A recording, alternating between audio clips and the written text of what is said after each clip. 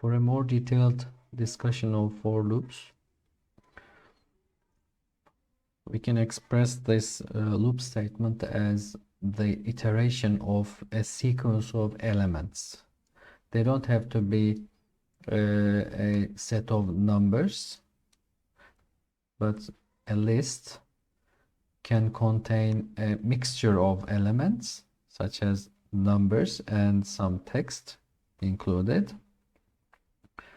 So let's type in CMP 150 as a list element. So this is a mixed list. It's a sequence of numbers and strings. And let's rename it as mixed sequence list. And using this list as the iteration base for our for loop, we can observe that the loop variable is going to be assigned the values from this sequence, starting from the first element, and the loop is going to be executed as long as there are elements left and not assigned to the loop variable.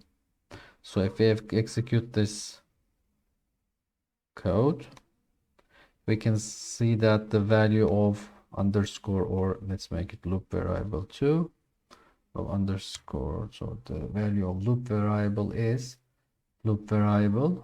So it's going to first receive the value 0, and the first item printed on the output is 0, and it continues with 2, 15, and then there's a string in our loop variable, and that is displayed here. So the for loop basically checks each one of these values in a sequence or in a container, and then assigns those values to the loop variable, and then executes the loop body once. And if you use the loop variable, you can. If you don't need to use it, you will not. But the number of times the loop is going to be executed is the number of items in this list or the container. It can be a tuple list or a range function. Whatever there is that can be iterated over. So the in keyword here is used for iterating over a container. So it first checks 0 and receives 2, 15, and in the order, this in operator simply receives those values and assigns them to the loop variable one by one, and for each assignment it executes this loop body only once.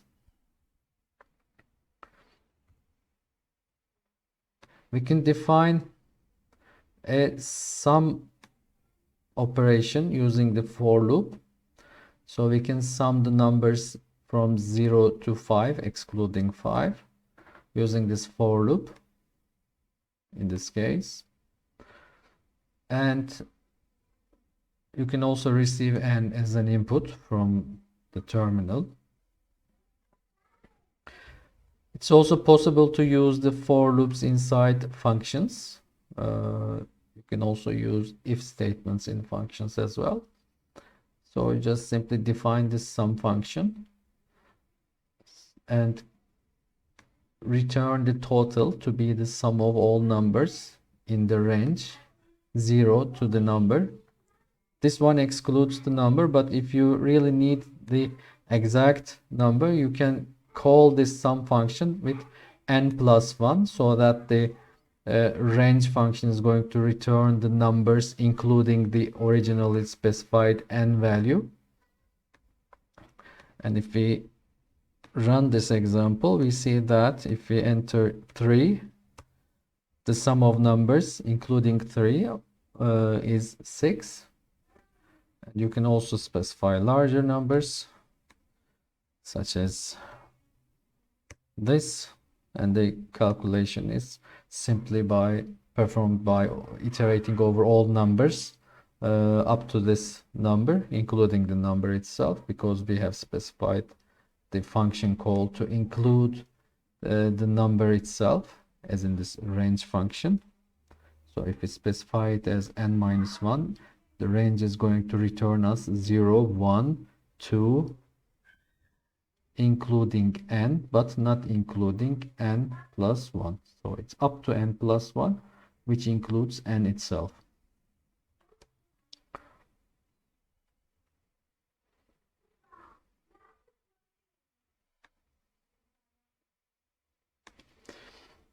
Block scoping is a very important topic.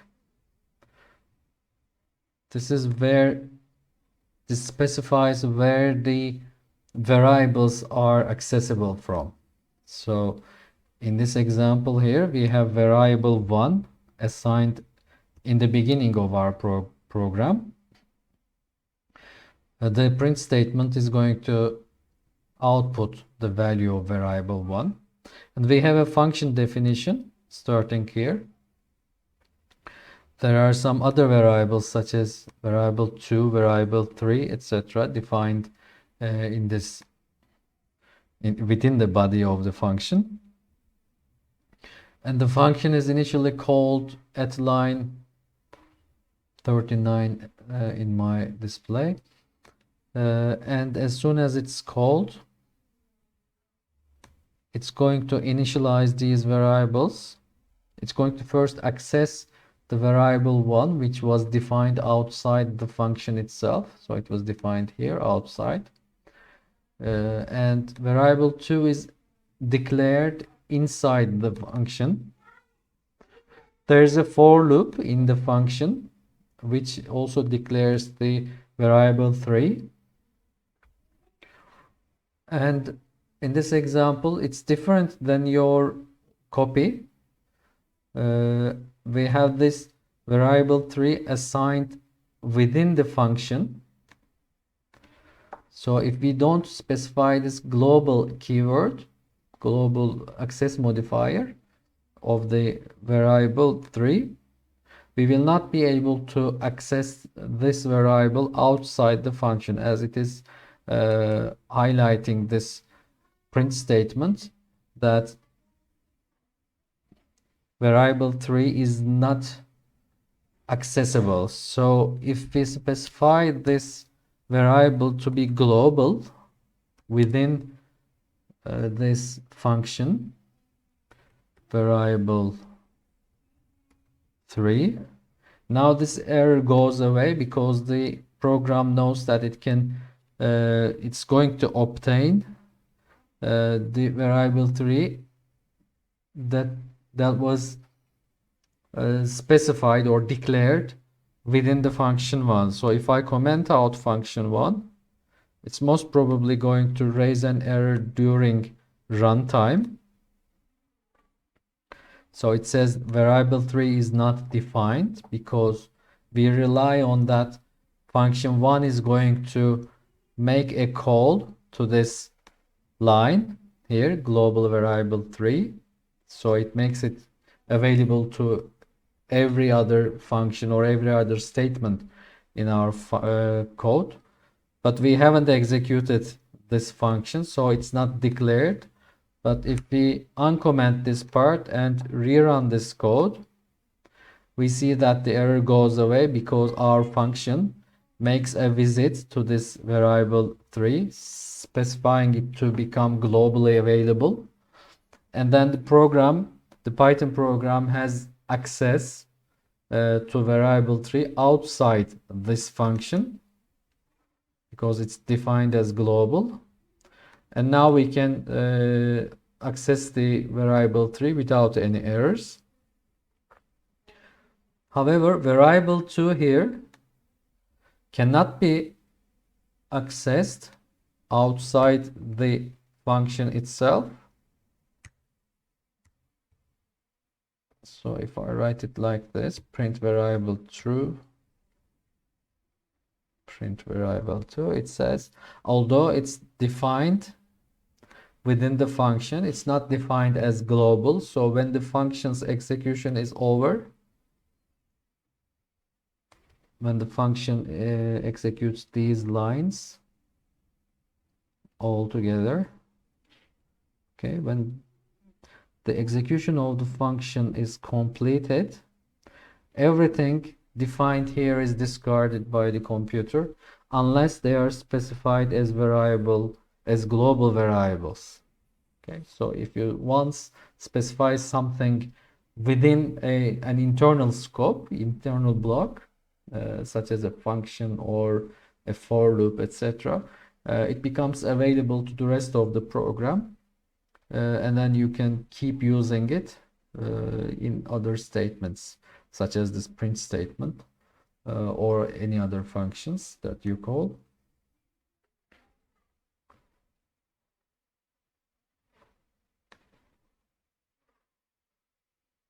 If we define this factorial function and use a for loop for calculating the factorial, such that factorial starts with the value 1. So if we include 0 in a multiplication, the result is going to be a 0. So we start with 1.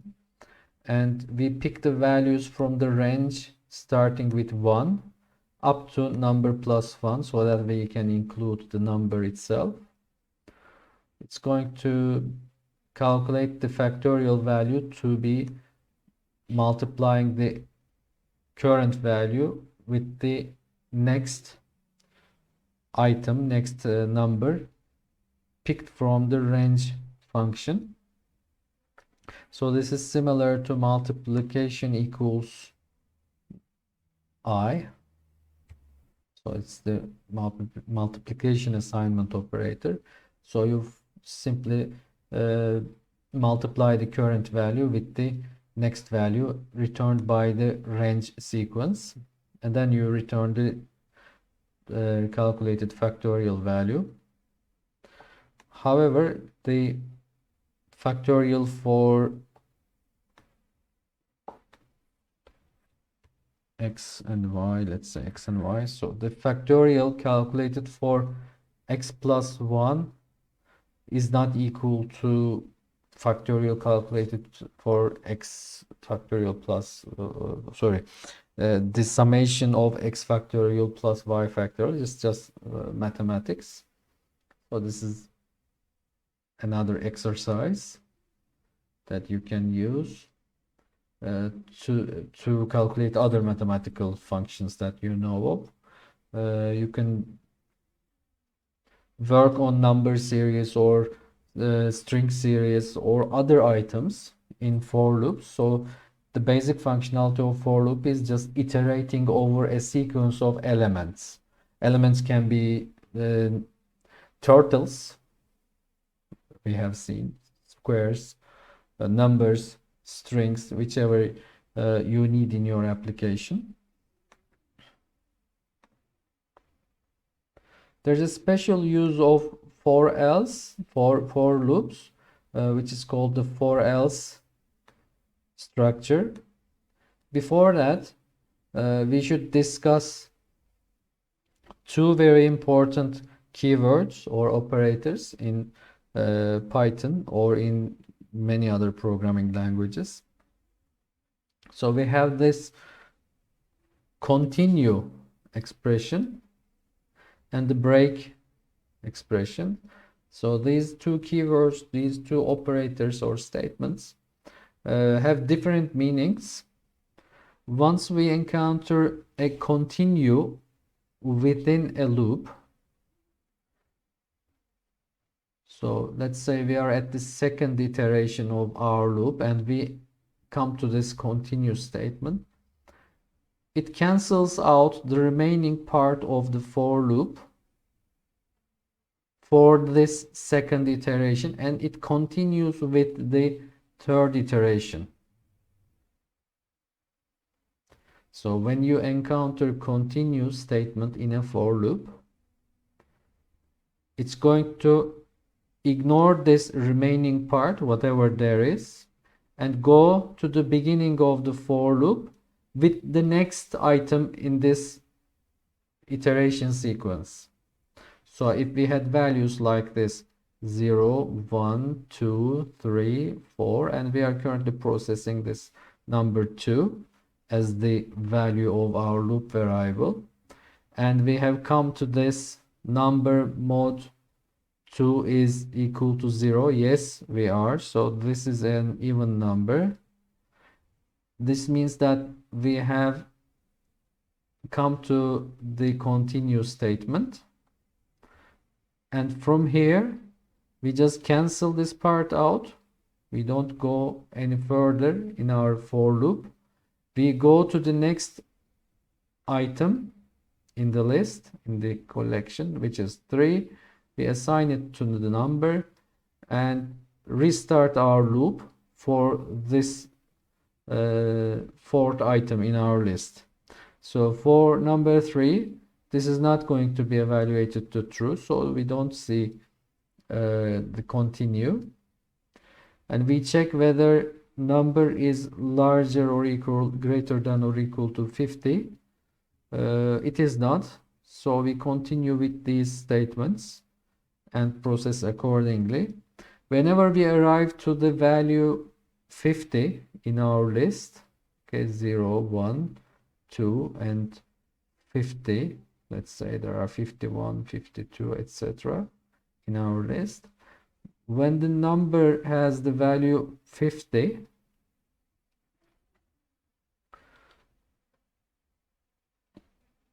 it's going to make this comparison true because 50 mod 2 is 0, so it's going to call this continue statement.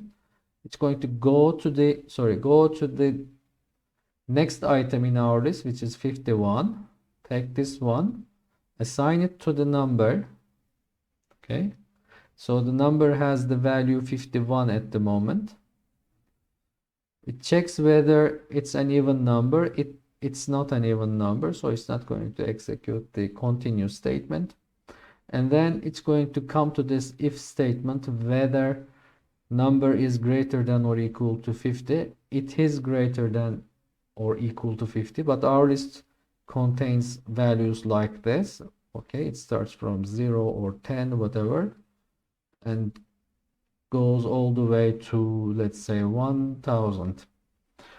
And in this case, this if 51 is greater than or equal to 50 evaluates to true.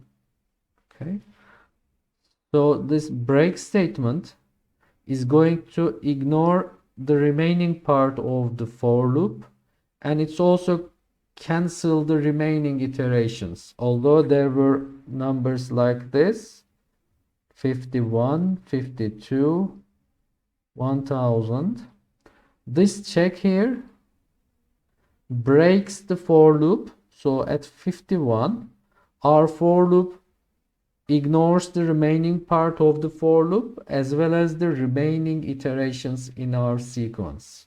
So this range may contain hundreds of thousands of items in it, but this if condition breaks the for loop, just simply ignoring the remaining part and canceling the remaining part of the sequence, continues with this other part. So this is the regular operation of a for loop. If you have continue or break statements, you don't have to include them at the same time. It depends on your algorithm. You can have continue and break statements in multiple places inside a for loop. You can have multiple of them. They are all dependent of some conditions. Okay, if there are several conditions, if you want to write continue here, you can also do it. Okay, you can write them anywhere required according to your algorithm. But there's this else part. So there's no if statement. This else is bound to the for loop. Okay, the for loop definition, it's bound to the for loop definition. So when is it executed? If there is no break statement executed in the body. So let's run this for the numbers. So enter a number, please. Let's enter 9. It says the loop executed completely without encountering the break statement. So if the loop is broken with the break statement, this else part is not going to be executed. It executes only if the loop iterates over the entire sequence of elements in the given container, which is the range container at the moment. So if we break the loop, if we enter some value that is greater than 50, in our case, let's say 52, the else part is not going to be executed. So we don't see this print statement or the text in our output because it is broken. The loop is broken. Let's type it in. Print breaking the loop. So when it is broken, let me see the numbers here. Okay, I have all these numbers printed out. So let's run this once again. Enter the max value to be 50, 51. If I enter 50, it's not going to be broken, okay? Because it's going to execute this line, this if function. It's going to 50, where's the 50? Enter the max value. If I enter 50, it's going to be 49. So I should enter 51 in order to come to the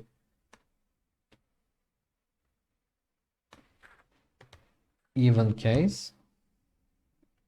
Okay, now the final number that is processed is 50 because I entered 51 as my max value. So the range function goes all the way from 0, 1 to 50, and it's not going to include 51. So the final number that's going to be processed is 50.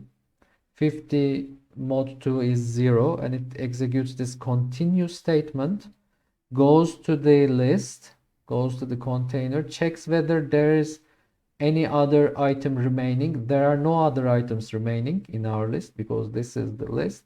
I have processed my last number and there's nothing else to be processed in my container or the iteration. So the loop execution is over. It's complete without any breaks.